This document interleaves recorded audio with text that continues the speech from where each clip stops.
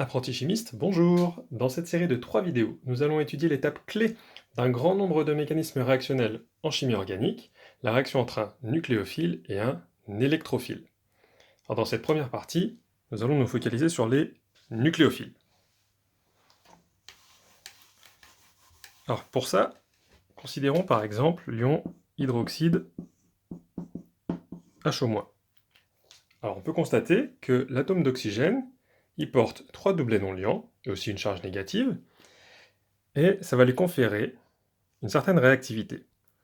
Alors, ici on a un des doublets non liants, peu importe lequel des trois, qui va pouvoir fournir ces électrons, ces deux électrons du doublet non liant, ils vont être fournis pour créer une liaison entre l'atome d'oxygène et un autre atome.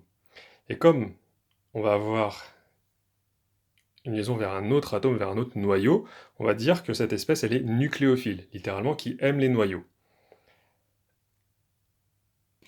Ce qui signifie qu'on va dessiner une flèche comme ça, qui part du doublet. Ce qu'il faut retenir, un point important, c'est que les flèches mécanistiques, en chimie organique, elles partent toujours d'un doublet qui est représenté explicitement. Donc cette flèche, elle part d'un doublet, et puis elle va arriver vers ce qu'on étudiera dans la deuxième vidéo, les électrophiles. Et donc dans cette vidéo, nous allons caractériser un certain nombre de nucléophiles.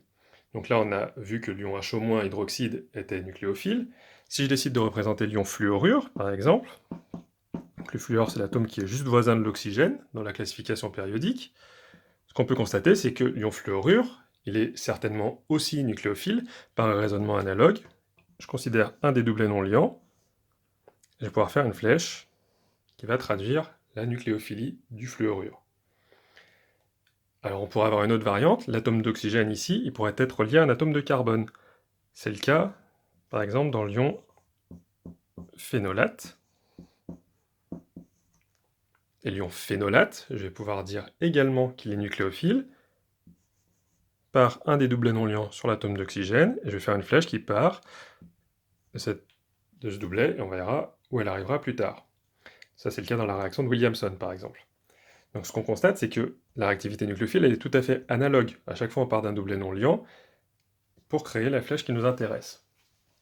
Alors maintenant, si au lieu d'étudier l'ion HO-, j'étudie la molécule d'eau, ce que je constate, c'est que la molécule d'eau, c'est pas très différent d'un point de vue de la structure, puisque j'ai à nouveau un atome d'oxygène qui porte des doublets non liants, sauf que cette fois-ci, il est relié à deux atomes d'hydrogène. Et donc, la molécule d'eau, je vais pouvoir dire qu'elle est nucléophile également, par un doublet non liant de l'oxygène. Donc je vais faire une flèche de cette même manière.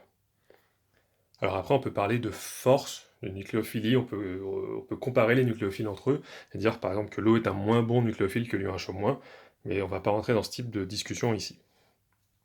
Alors si, à la place d'un hydrogène ici, j'avais une chaîne carbonée, par exemple je fais l'éthanol, de la même manière, nucléophilie par un doublet non liant sur l'atome d'oxygène.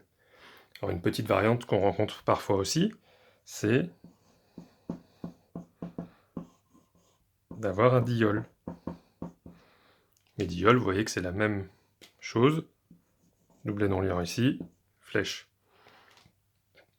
Alors si maintenant, au lieu d'avoir un atome d'oxygène, j'ai un atome d'hydrogène, un atome d'azote,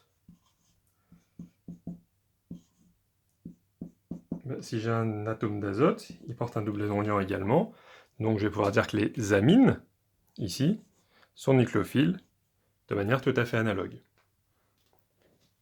Alors, on peut aussi remplacer un atome d'oxygène par un atome de soufre, par exemple. On obtient ce qu'on appelle un thiol, mais qui est aussi nucléophile par un doublet non liant sur le soufre. Alors ensuite, on va s'intéresser à un autre nucléophile assez intéressant, parce que cette fois-ci, la nucléophilie, elle ne vient pas d'un doublet non liant sur un hétéroatome, mais elle vient d'une liaison carbone-métal, ce qu'on appelle un organométallique, et donc ici, comme on a du magnésium, un organomagnésiien. Alors ici, c'est la liaison entre le carbone et le magnésium qui est le site nucléophile. Donc on fera une flèche qui partira de ce doublet pour aller vers un électrophile. Alors en fait, ce qu'il faut comprendre, c'est que la liaison carbone-magnésium, elle est iono-covalente, comme toutes les liaisons, mais avec un pourcentage d'unicité très élevé. Donc ça veut dire qu'on a quasiment ici les deux électrons qui sont sur le carbone, plutôt que centrés entre le carbone et le magnésium. Donc on va pouvoir considérer qu'on va relier ensuite le carbone à un autre atome, qui sera celui de l'électrophile. C'est intéressant parce que ça permet de créer des liaisons carbone-carbone. Et un autre réactif bien utile pour créer des liaisons carbone-carbone, c'est la famille des énolates. Alors ça ne se voit pas sur cette forme-là, mais on écrit souvent une forme mésomère comme ceci, avec un double non-liant sur le carbone. Et donc là, c'est comme si on avait un carbanion.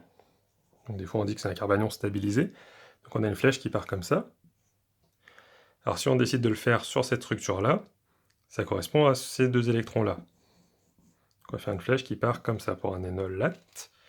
Alors il y a une petite nuance ici, c'est que à ce moment-là, on accompagne avec une deuxième flèche que je décide de représenter en noir ici parce qu'elle est un peu moins essentielle. Cette deuxième flèche, c'est une flèche de mésomérie, d'une certaine manière. Mais en tout cas, la réactivité nucléophile, elle est due à ces deux électrons-là, qui sont représentés ici ou là. Et un dernier nucléophile qu'on va évoquer, qui est plus anecdotique, c'est BH4-,